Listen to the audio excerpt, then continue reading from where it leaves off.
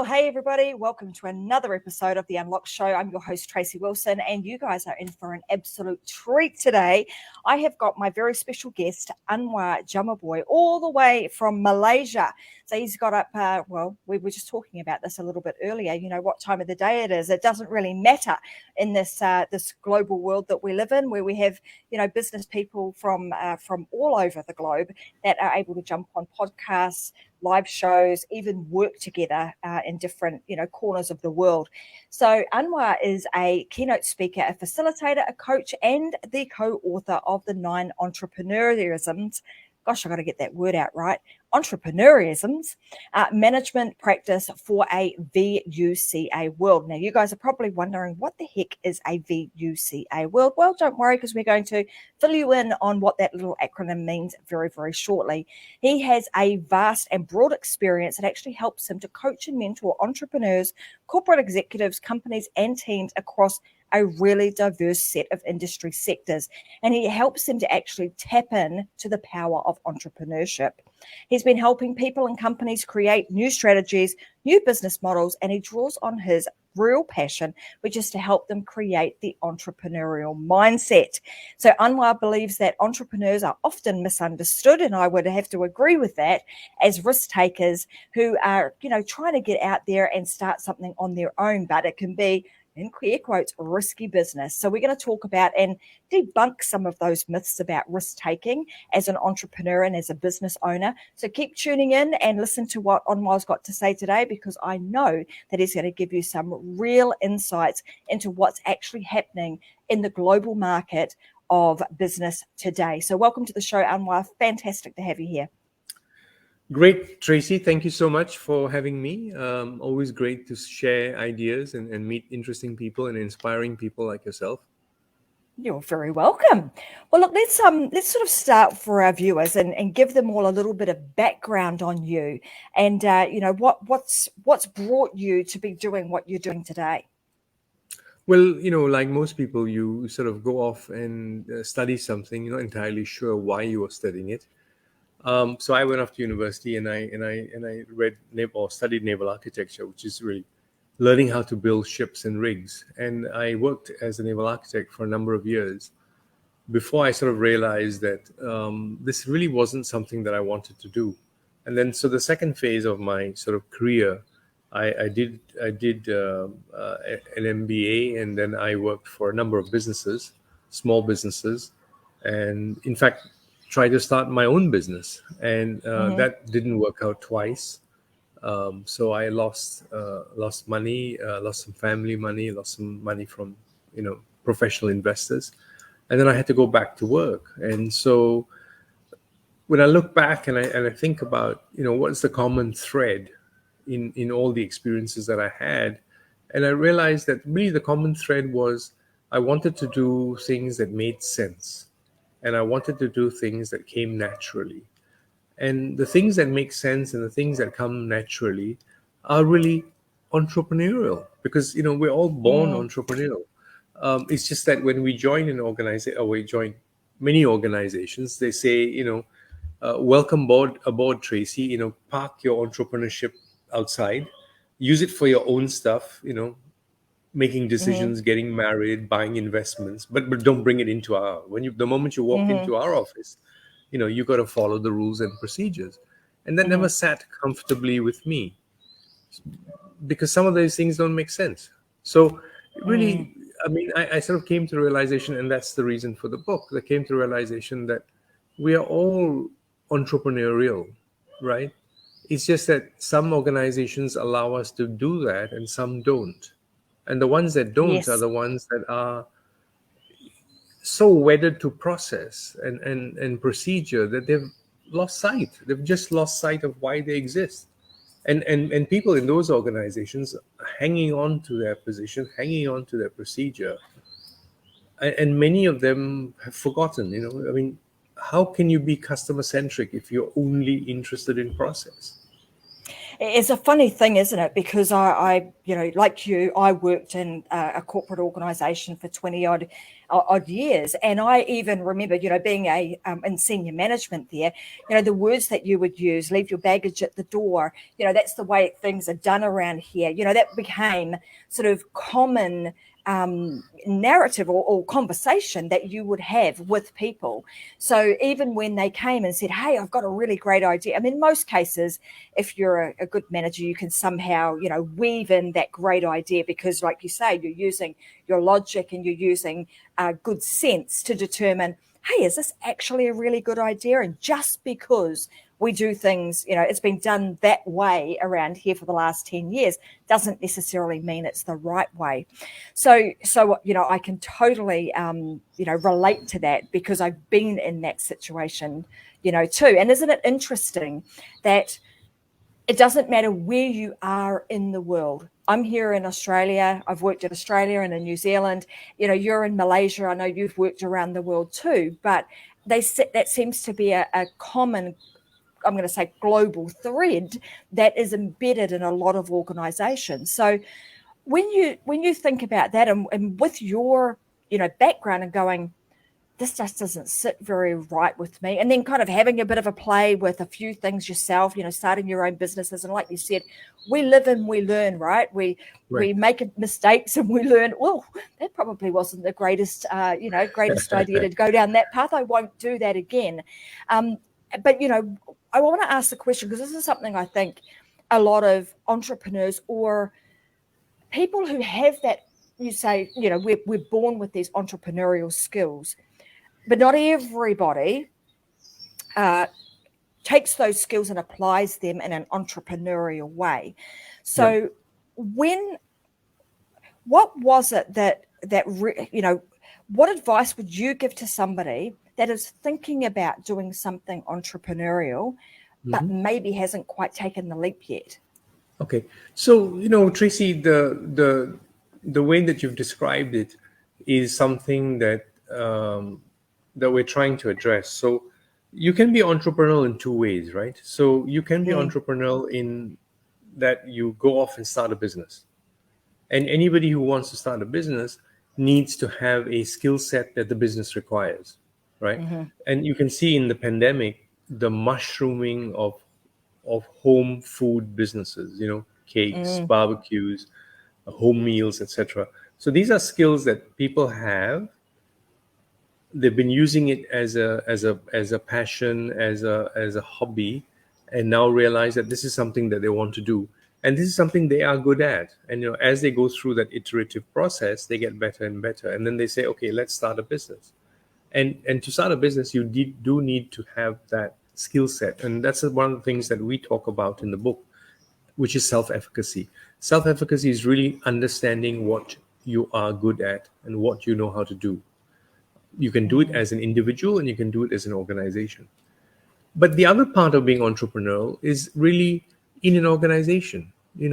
We tell people, ask yourself, does this process make sense?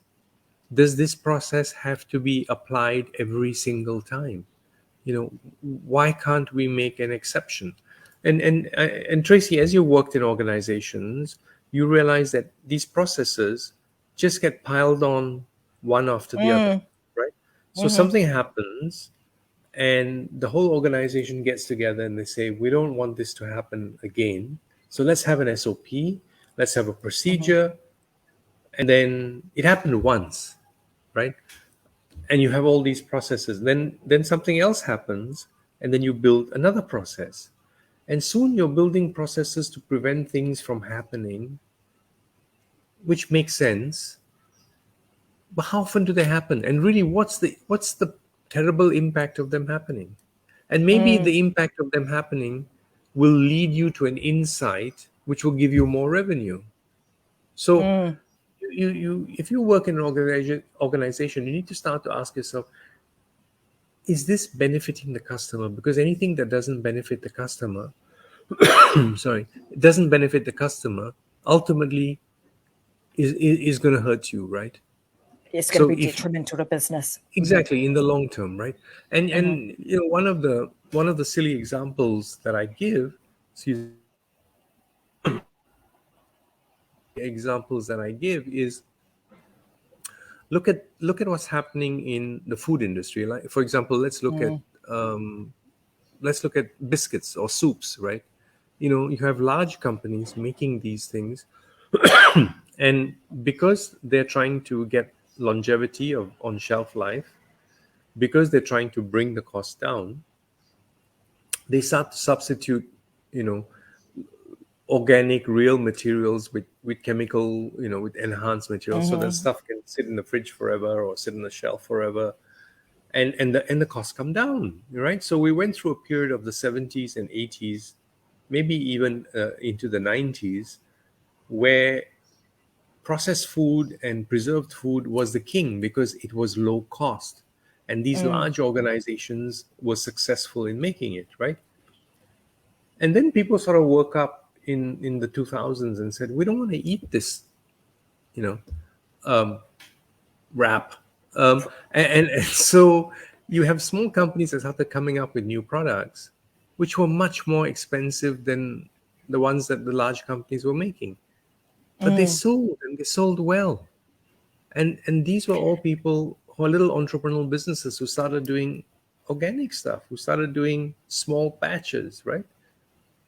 So that's the difference, right? So you're on a train to make things cheaper and long lasting, and somebody in your organizations comes to you and says, Tracy, we really need, the world's changing, we need to do something different. And your boss says, my bonus is dependent on profits, and if we start to do something different, things may go wrong, we might have a bad year.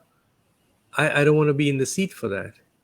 And so the whole organization then keeps its course until, many of them have unhappy endings. I mean, Toys R Us refused to go online, right? Yeah. Blockbuster, I mean, BlackBerry, there's a whole bunch of companies that we could rattle off that have fallen victim to not not having their ear to the ground, not really keeping up to date with what their market wants. Actually, Tracy, I would have a different view. Many people in those organizations, in our book, we interviewed somebody from Ericsson, and Ericsson knew that that Apple was coming up with the product. They knew that it was touch screen, and they asked their customers, "Would you like touch screen?" And the customer says, "No, we're quite happy with this, key and keyboard stuff." That was the wrong question, right? But there were Correct. people in the organizations who were aware, and we look back and we can see that it's crystal clear, but at the time it wasn't. And so leadership is a challenge, and for leaders, because we talk about VUCA, volatile, uncertain, complex, ambiguous. Lots of stuff is happening all the time. It's like standing at the ocean and wondering, where each little bob that's floating is going to go. It's not easy. But the job of leaders is to be able to sift through these things and commit resources. Well, you make a really good point with that, because I think, often the natural thing is, all right, let's go, and BlackBerry or Ericsson is a good example. Let's go out and ask their audience, the consumer, what is it that they want? And sometimes, like you say, you've got to be able to ask the right question.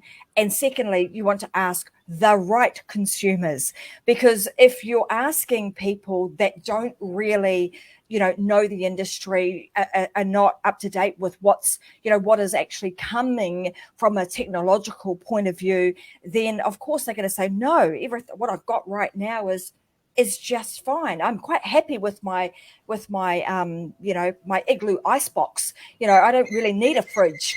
But once you actually bring it to the market and they see, hey, there's some real benefit in this, I'm able to use this, it's making my life, better, faster, whatever the case may be, then the market obviously adapts and starts to change with that, which leads me to the next question, which is around how do you, because the market is constantly changing, and we're as entrepreneurs or as business owners, we need to, one of your non-entrepreneurisms is innovation, and just making sure that we're staying at the top of the game and we're innovating where it makes sense to innovate. Yep. how do you identify when your market, or a market you are going to enter, or a market that you're in is changing, that there is some disruption happening in that market? How do you identify it? And then how do you, like, what are some of the questions you need to be asking yourself to determine whether or not you need to do something about that? Okay, so there's a couple of things, Tracy, you talk about. One is that most most of the world and most people are split between two simple choices, right? We have right and wrong, we have left and right. It's always two. So in terms of the consumer and the employee, and all of us, we are either chasing pleasure or avoiding pain, right? So it's the Mm, pursuit of pleasure or the avoidance of pain. It's the same for mm, everybody, and that's why people have been people since the first person was created, and selling remains the same, because selling remains about, do you push people towards pleasure, or do you get people to avoid pain, right? So it's always two: left, right, right, wrong, pain, pleasure. And it happens at many times in the day. So sometimes you might do something because you want to avoid pain, right? So you may not want to eat the second cookie because you're worried about the weight. And sometimes you want to go for pleasure, so you might eat the second cookie because you want that pleasure, right? So even in the day, we have pain and pleasure, playing out. It's the same. So in an organization, and when you're dealing with customers, you have these two things that are happening always, that are the drivers, and you have to look at how you produce things and what you produce, right? mm, So again, is there a better way of doing it? Is there a cheaper way of doing it? Is there a faster way of doing it? What you produce, right? Are there different things you can produce? And then you have to look at the customer, right? How is the customer evolving? What are his expectations, and where are they going towards, right? So we talked earlier about time, right? So time has become mm, relative. 15, 18 years ago, 20 years ago, we would talk about tenure or use of product in years.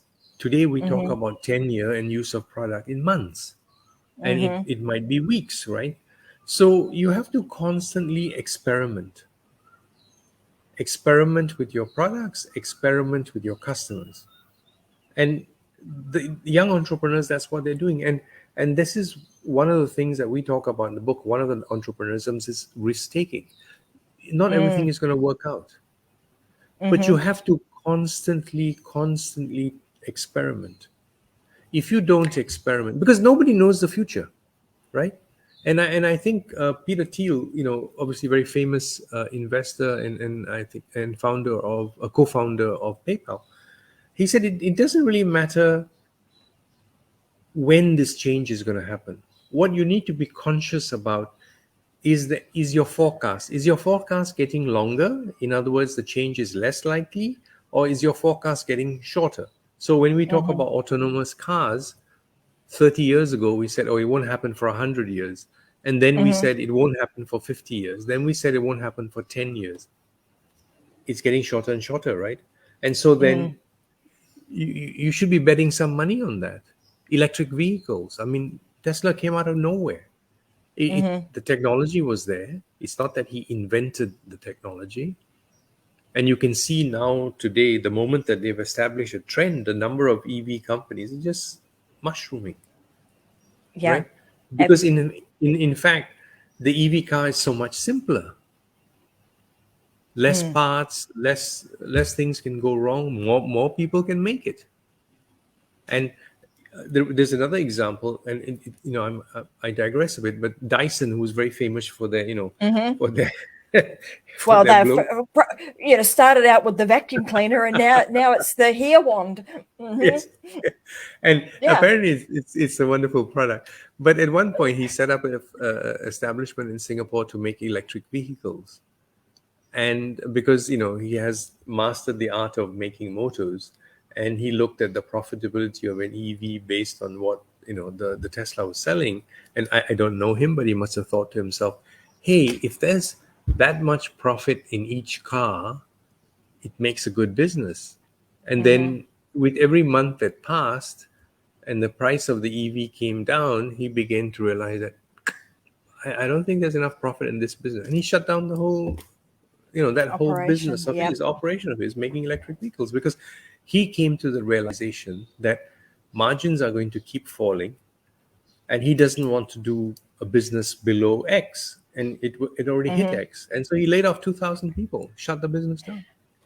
And I think what you can learn from that story in itself is that, he had a plan and he knew his numbers. He knew what, to be able to produce what I want to produce, I've got to do it at this level. These are the margins I want. This is what the environment that I need to create to make this venture, profitable and doable. And if I can't meet those, then it's time for me to say, I'm exiting out of that. And I think there's a lot to be learnt from that, because often, as entrepreneurs, we don't often go down that path. We don't think about those things at the beginning, right? Like you were saying, in a market where things are changing, often people will say, hey, well, I'm a really good baker. I can bake lovely cakes at home. I'll bake some cupcakes and sell those. And we sort of just go into things with, I've got a skill, I've got a passion.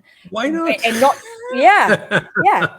But at the same token, like using all of that, but then also applying and overlaying, like you guys, like you talk about in the book, is overlaying that that business sense and that business acumen to ensure that you're not just, profitable or doing something that's fun in this moment. You want to make it profitable and sustainable long term. And what does that actually look like? Yeah. So I mean, if entrepreneurship was always financially rewarding, there'd be you wouldn't get the number of business failures that you get, right? Yeah. And so what I say to people is that don't set these unrealistic expectations on yourself, right? If you want to start a business and you have the skill set and you see there's a market and you can get an iteration for your product, then great, go for it. But if you don't want to take that risk, then work in an organization. That's also okay. But don't work in an organization and do silly things, right? And things that don't, it's like in the old days of, soldiers digging trenches and filling them up. I mean, how long will you keep soldiers motivated by training them how to dig a trench and then fill it up, right? And organizations, a lot of organizations do that with their people.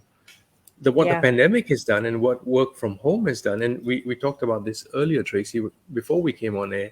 What the pandemic has done is that it's made people understand and try and adjust to the fact that they are no longer being paid for the hours that they clock in. That's huge, right? Massive. And I think, like you're saying, well, as we were talking before we jumped on and went live, was that this that the pandemic really has provided a disruption to to the world that we knew.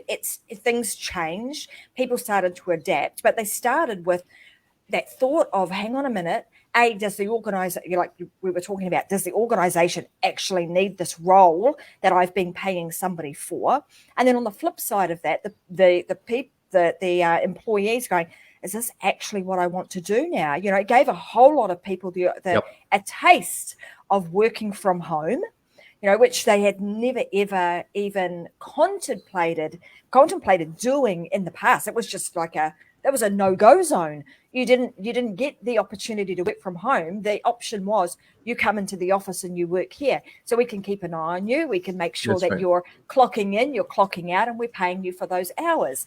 Whereas now, with with the opportunity for people to work home, like you're saying, it's switched. We've moved from pay by the hour to, I'm going to say, pay for performance or pay for outcome.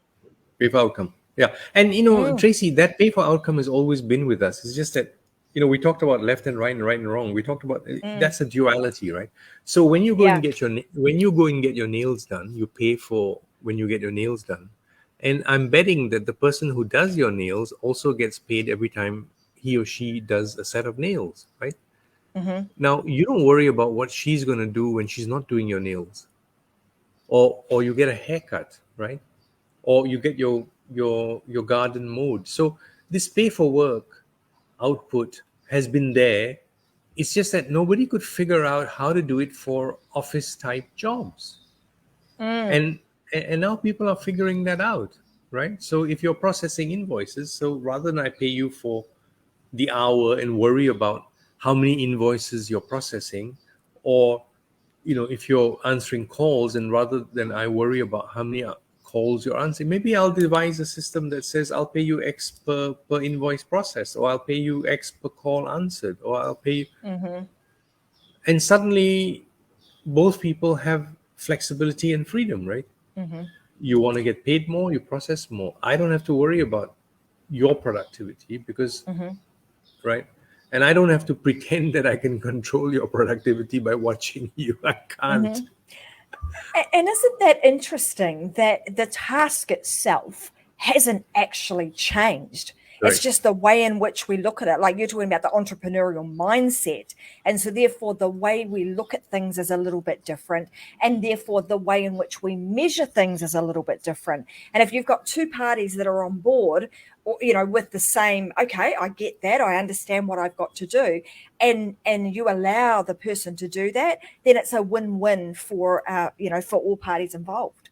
Yeah, and I used to work for a long time in a budget hotel business, and so we were a budget hotel, a part of the AirAsia group called Tune Hotel, and so we had hotels, or we had hotels in the Asian region, and we also had in the UK, and we had in Melbourne. So I was responsible for the hotel in Melbourne, and every city we go to, we hire local, we find local contractors and suppliers. And so when we went to Melbourne, we found somebody who would pick up our sheets and wash them for us. We found somebody who would supply us labor, and we would pay per room cleaned. Australia, interestingly enough, has very, very strong labor laws, and very protective of holidays, right? So it's the first time I came across that if you clean a room after midnight, it costs more. If you clean a room on a Saturday, it costs more than a weekday. And if you clean a room on a public holiday, it costs a hell of a lot more. we don't have that in Absolutely. we don't have that in Asia, and we don't have that in the UK. It's the same rate, however, whenever we clean it. And so the people who are cleaning the rooms also get paid on a per clean basis, right? So it's a sort of, and it helps us measure our costs. It helps us manage our costs. And it gives, I mean, you can argue two ways. Yeah? Is it unfair for the person doing the job? Would they rather get paid for 8 hours and have no incentive to work better or harder or faster and be tied to the 8 hours, right? So maybe they just want to work 2 hours. And these are questions that leadership and management faces, that there are no easy answers, because there's a plus on both Yeah. and there's a minus on both, right? The reason why we removed this work for output was in the Industrial Revolution, when steam engines were created, and the UK started what was called sweatshops. And you had this labor migration from, people used to own two pieces of clothing before mass production, right? People used to, in the UK, own two pieces of clothing, because whatever they made and whatever they wore, they made themselves. And all this employment in the farms and in agriculture, when the steam engine came up and mechanization came up, all these people were suddenly unemployed, and they moved into the city, and then they started to get jobs in these places, and they were then producing clothes, and they were producing other products. And suddenly, there was this whole new retail business, and people had then multiple sets of clothes, but the workers were very badly treated, Yeah. or many of the workers were very badly treated, right? And so there's been a stigma on output-based compensation, and the whole labor laws have come up to protect output-based compensation. Then you had a company like Uber that came about and said, "Hey," and lots of people said, "I want to be output-based." Yeah. I remember when we had our hotel under construction in Melbourne, and I was there. I got into an Uber, and the guy he said, "It's my second day. I never heard of this." And I said, "How did you end up doing it?" And he said, "My son said, why don't you do this?" And so I Yeah. applied, and I'm an Uber driver, right? And here I So go. yeah, and we are, this is the issue of morality that is, entrepreneurs. What we say is entrepreneurs are amoral. They don't look at the moral issue. They Mm, just do what they think is right, and yes, sometimes people might get hurt, mm-hmm. but that happens, and it's so entrepreneurs just get things done, and organizations need to have more of that attitude. We just want to get it done, and otherwise they get beaten out by. I mean, look at the case of Zoom, right, which has become, Mm-hmm. everybody has Zoom today. I mean, the guy who started Zoom worked. I mean, he worked for Zoom. It was acquired by Cisco, and they built this wonderful bells and whistles product that I don't know what they call it, a teleport or something they called it, and they get a was very expensive product with all the bells and whistles, all the security features, because Cisco said, our customers Mm-hmm. want all this kind of stuff. He must have gone to his boss many times and said, "Can we have a simple product that we can sell to Mm. everybody?" And his boss must have said, "No, it doesn't fit with what our customers want." And so he left Cisco with a bunch of his engineers and formed Zoom. Mm. And now look. Look, so Yes. so I what I tell employees be careful of who you say no to, because Yeah. this guy Yeah. might just turn around, go out and start a business and compete with you. Mm-hmm. Be your competition, absolutely. Look, before we, I mean, one of the things we want to get through today too is just understand it, because I know you've written the book, the 9 Entrepreneurisms. So let's talk a little bit about the book and Okay. what are the 9 Entrepreneurisms that, Okay. and how do we learn those? Of course, we buy the book, right?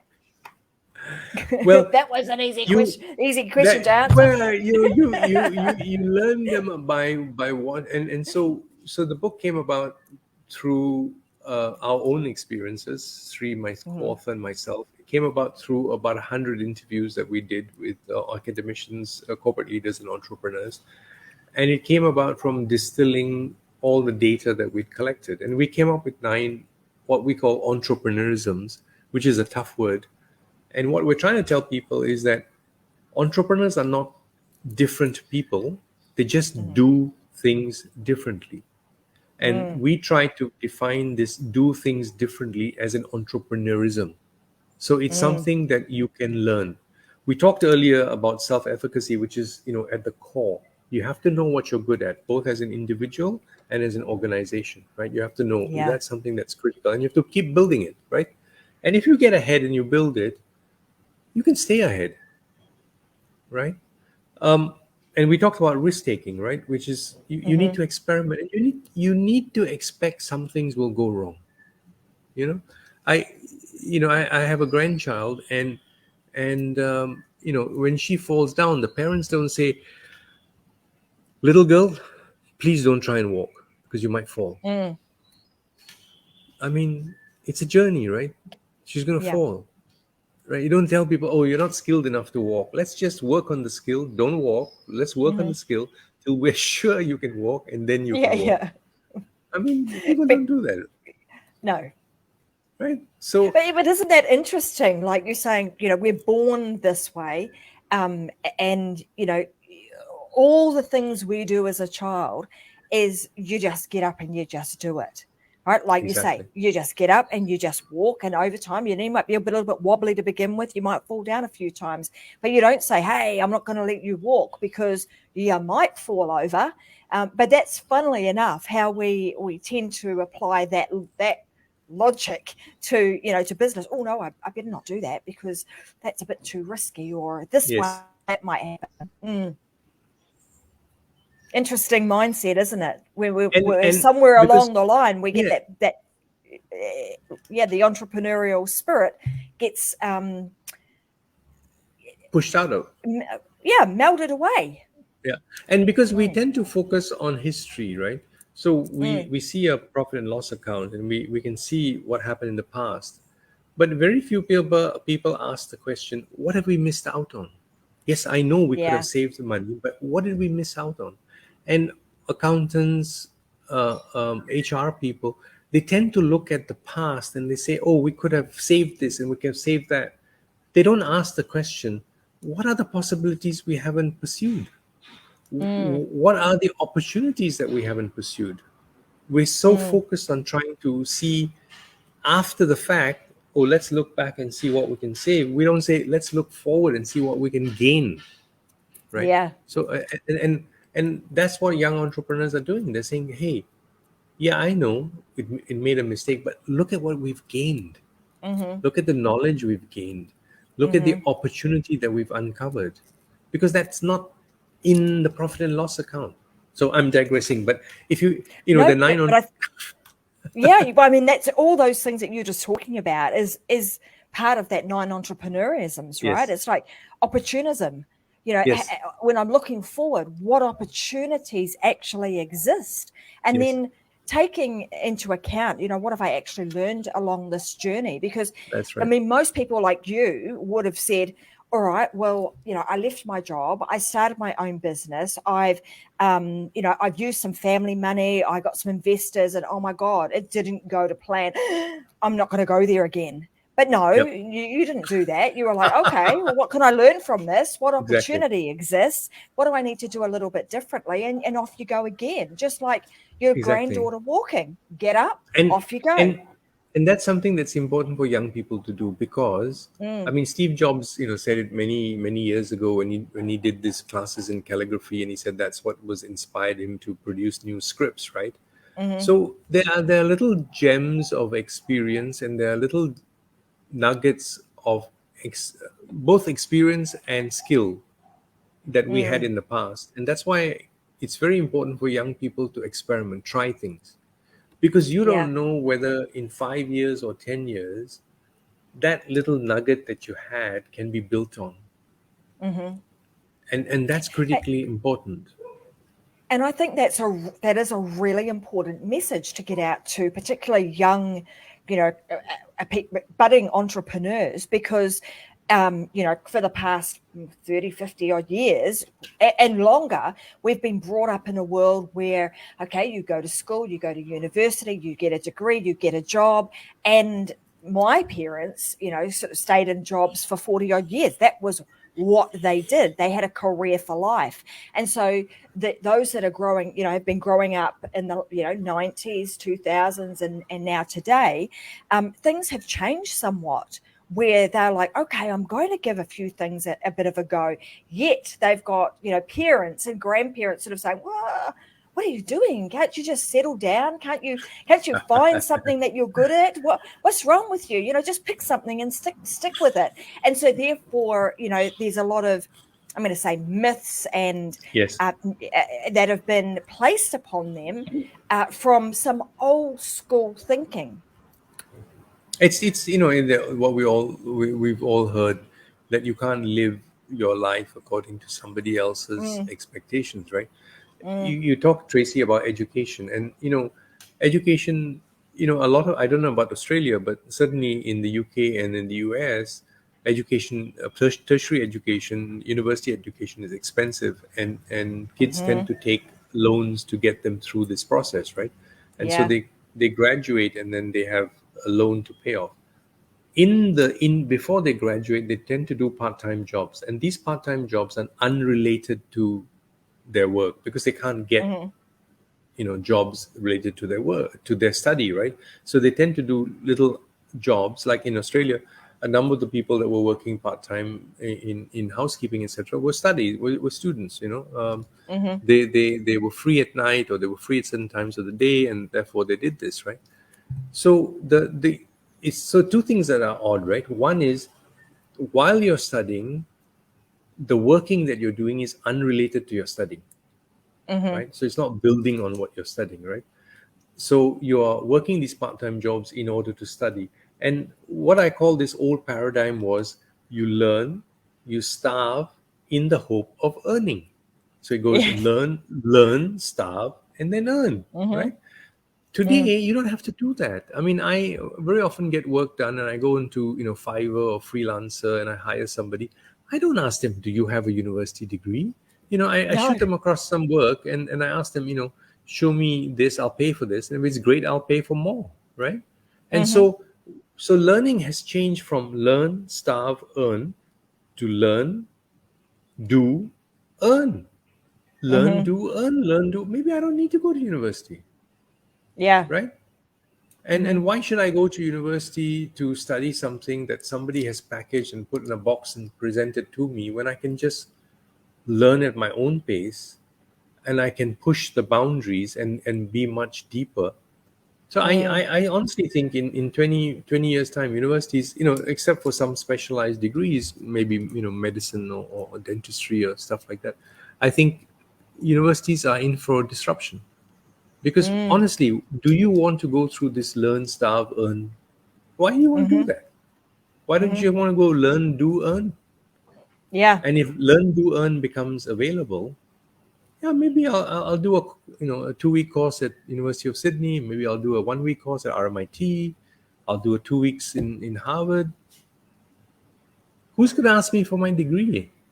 They're going to Mm. ask me, can you do this job? Can you show me how you do this job? And that's going to disrupt human resources. It's going to disrupt recruitment, because recruitment is no longer going to be able to say, hey, Tracy, did you get this degree? Yes, you got this degree. Did you Mm-hmm. work for 2 years? Who cares what you did? You worked for 2 years, you got this degree, you got the job. Mm. So HR people don't have that skill set to work through Tracy and understand whether Tracy can do the job. Yeah. But entrepreneurial companies, they don't ask you for your degree. Join the team. Let's figure out what you can do. Let's figure out where Mm-hmm. your skills are, and let's figure out the role that you have. And so you've got large companies competing for these people, and you've got entrepreneurial companies also competing. Where do you think these guys are going to go? Mm-hmm. Every young person who's in a large company is asking himself the question, or herself this question: does this make sense? Yeah. Absolutely. And I think it's an exciting, I mean, that's a really exciting time for, young ones to be growing. And I mean, you're never too old. I mean, you and I are in that world right now. We're constantly learning, I mean, I can just say for myself, just before we jumped on this, I'm like, okay, I want to know more about TikTok.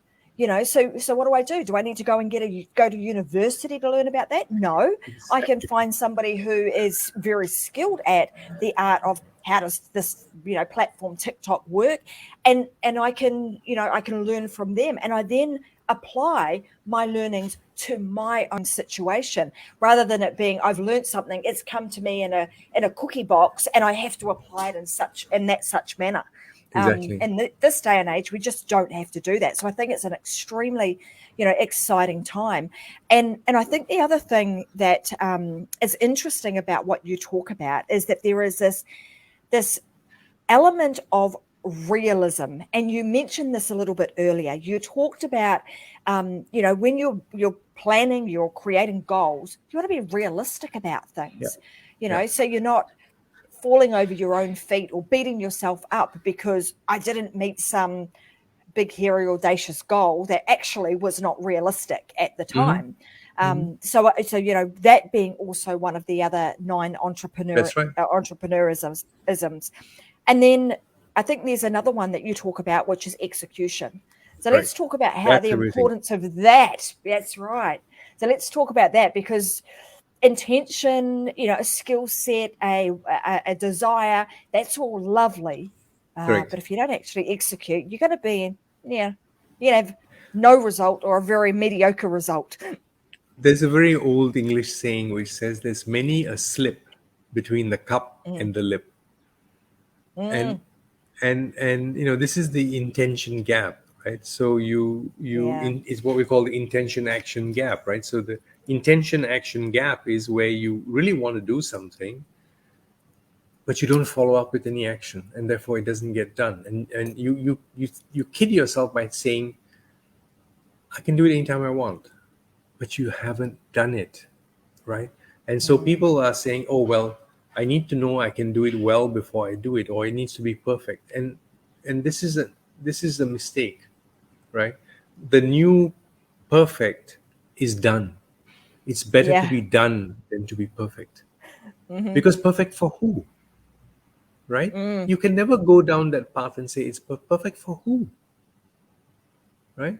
So get things done, get an iteration, and look at Apple, right? Look at they release a product that's half baked, and then people pile in, and other companies like Microsoft and Ericsson laugh at you, and then people are piling in with their comments, and you're building that emotional connection with your audience, with your customers. You're building that you're exposing this vulnerability, and then you get the product right. And all the while, these companies been sitting on the sidelines laughing at you, and suddenly, where are you gone? I mean, I think Yeah. there must have been a cultural change, for example, when Microsoft, which was, a package company, right? So it had to be perfect, because in the old days, it was sold to you on a CD-ROM, right? So if there was a mistake in the program, they couldn't ship it out, right? Yeah.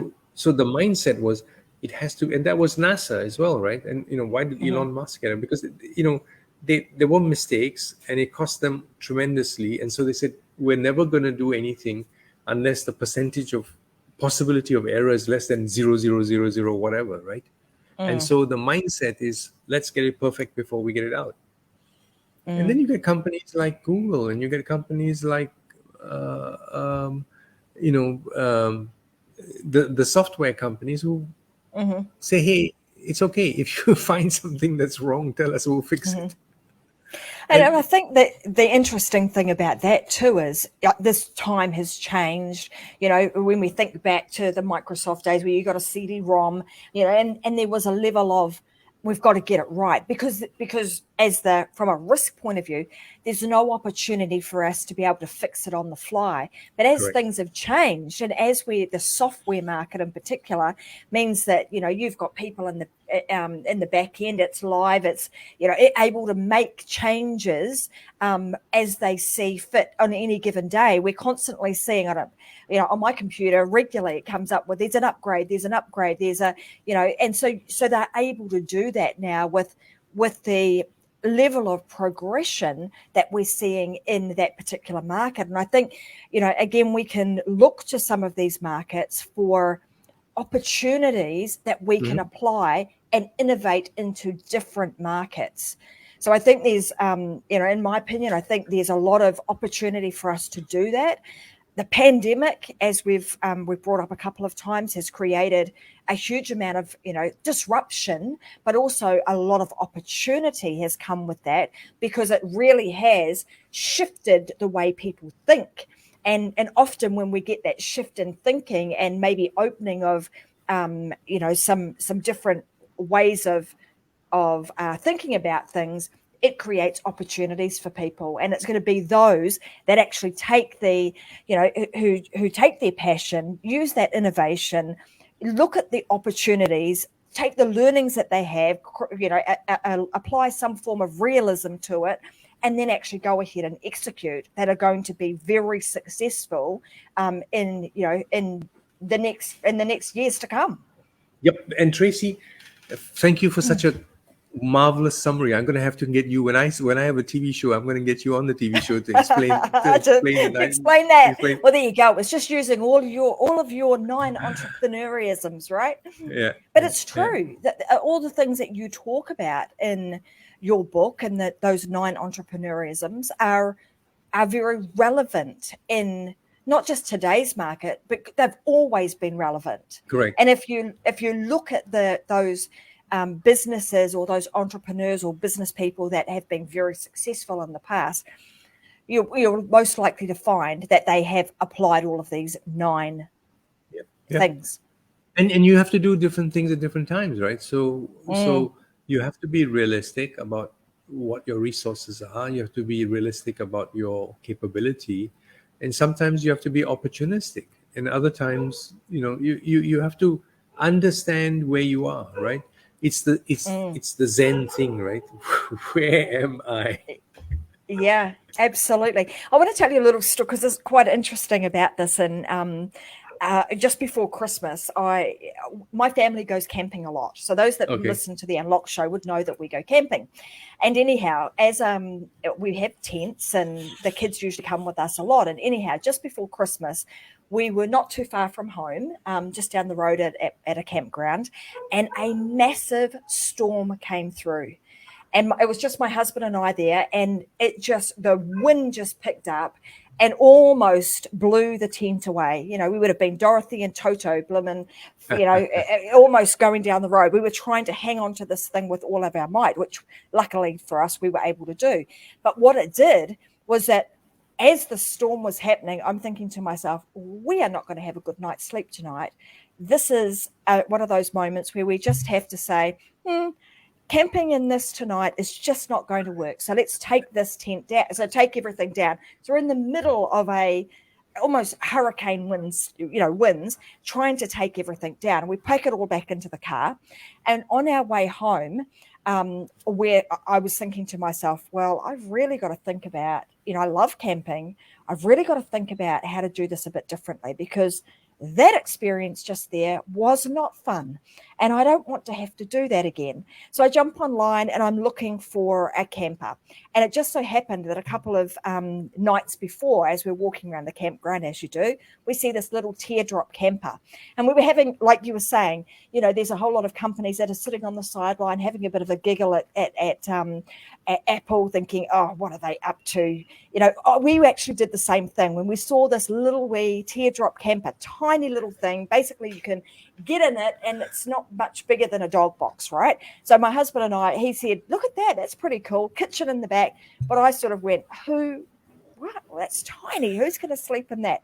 Anyhow, on our way home, I'm looking up online and I'm like, because we need to rethink this situation, first thing I did is go and have a look, see if I can find a teardrop camper. Wonder what these things are all about. Funnily enough, at that moment, I found one. And I was like, hey, here's a cool little camper. Let's go and have a look at that. So anyway, off we go the next day, go and have a look at this little camper. And it was on for, I don't know, $3,500. And I said to the guy, look, not knowing much about teardrop campers at all, thought we could buy it because it was in pretty rough condition. I could buy it. It looks like it's something I could kind of work on myself. I could do that up. So I lowballed him and said, well, will you take $2,000? And he said, yeah, all right, I'll take it. So anyway, we take this little camper home, and before Christmas, I'm in there sanding it, working on it, doing, refurbishing the whole thing, and it's come up really beautifully. But what I learned through that process is sometimes when you look at things like, right, so me slagging off this little teardrop camper, who's going to want one of those? Then I go and get it. I spend a bit of time and effort and work on it, and I just flipped it yesterday for $7,500, and I spent $800 on the thing to get it up to scratch. So often, I hope your buyer's not listening to the program. I know, I hope not. Sorry, people, but we put a lot of work and effort into doing it. So I hope they will love it, and it's a beautiful little thing. But with that passion, a bit of innovation, the opportunism that existed there. That's right. And then the learning that we had over time around, all right, well, when we go camping, these are the things that we enjoy having in our camping setup, apply them into the camper. And then the execution of actually getting that job done so it looks good and it appeals to a market, that gives you a return on an investment. It does indeed. And we have kids, we all have this experience, we have employees. We realize that execution is critical, right? And the companies that can execute, and there are wonderful examples. Microsoft is an example of a company that just executes brilliantly. They may not get the first idea, they may not get the second idea, but when they put their mind to it, they are forced to be reckoned with. Right. And something I would say about this, if people are thinking about, what can I do? I'm looking to do something a little bit different. Sometimes you don't always have to go and create something brand new. And that story that I just told about a teardrop camper that has been around, those teardrop campers have been around forever. You don't see them everywhere. However, something old can often also be an opportunity for you to bring forward into today's market, and maybe just using the aesthetics of what people are looking for today to make it desirable. And look at Airbnb, right? So Airbnb is creating hotel rooms in other people's homes. Yeah. But that's how the industry was 200 years ago or 100 years ago, right? That's how it used to be. So it's Peter Thiel wrote an interesting book. I think it's called 0 to 1. And he talks about this innovation, right? So you can innovate by making another better product, or you can innovate by being completely different, right? So in the Yeah. case of and he said the best ones are obviously the ones that is an old idea that most people have forgotten, but it's sound, right? Yeah. And so the same with electric cars. I mean, in the 1930s in New York, I think electric cars outnumbered petrol cars. I mean, electric cars were the first cars, right? And they were mainly driven by women because and they wanted to drive short range. So in New York, I think in the 1930s, electric cars were the only cars you could get. But then, you know, petrol cars came in, and then when the automatic starter came in, so you didn't have to crank the car, Yeah. and then petrol stations came in, and then the electric car just couldn't compete, right? And it's taken exactly 100 years, not 100, a little short of 100 years, and now today I'm pretty sure electric cars will outsell petrol cars. They always made sense. It's It's just they couldn't do a couple of things that people wanted, which yeah. is to go long distance. And maybe that's, if anything people get out of today's episode is you don't necessarily have to look to create something new. Go and even have a look at some of the things that have been done 100 years ago, and can you innovate that and bring it back and apply it in today's market? And you might Right. find that there are a lot of things there that actually could be, what was old now is new. What was out of fashion always comes back in. You just have to look at the clothing market to realize that that's what happens. I'm going to say it's a recycle economy, right? You're seeing that happen on the regular. So I want to let everybody know, Don't Anwar. forget about Sorry, go ahead. don't forget about sourdough bread, right? It used to be the Oh, only bread, and now it's come. Look at the way it's come back. It was it's forgotten, and it's yeah, come back. it's like the thing, right? You go and get some sourdough bread. It's it's the thing to do. It's the thing of the moment. So I just want to make sure that everybody knows where to go and get more of you. So if they want to learn more about the 9 entrepreneurisms, or they want to, I know you help a lot of people, organizations, entrepreneurs really improve their, their businesses and their lives. Where can they go to get more of you? Where's the best place for them to connect with you? My website, anwarjumabhoy.com, or contact me on LinkedIn. And if you want to book a sharing session, happy to do that. Just say I heard you with Tracy, and we can do a half hour together. Fantastic. Well, there you go, guys. If you want to have, continue this conversation with Anwar, make sure that you head on over to his website or connect with him on LinkedIn. And he'd be, as he said, he's happy to have a bit more of a chat with you. I love the fact that you call it a sharing session. I love that. And I want to say thank you very much for being here today. It's been an absolute pleasure having you on the show and, having a really good chat about what's going on in the world of entrepreneurism today, because I think there's a lot of fantastic opportunity for people. So thank you for being a great guest. Thank you, Tracy. It's been a wonderful spending this time with you. You're very welcome. All right, guys. Well, thanks very much for joining us today. I'll be back again with another episode of The Unlocked Show on Wednesday, 10 a.m. Brisbane time. So until then, live your life unlocked, because as you know, there's just no other way. Bye for now.